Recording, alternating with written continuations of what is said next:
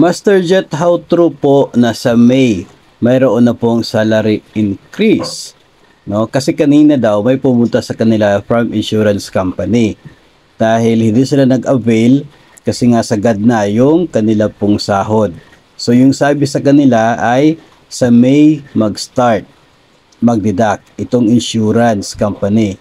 Kasi sabi ng SDS sa kanila, mayroon naman pong salary increase. So idadagdag natin si SDS doon sa mga nagsasabi na may salary increase. Pero masasabi talaga natin dito, as of now ay wala pa po batas o kaya ay executive order na nagsasabi na mayroong salary increase. Kasi kapag sasabihin po ng isang executive order or batas na may increase, sasabihin po doon kung magkano yung magiging sahod from 2024 onwards na sakop ng order na yon.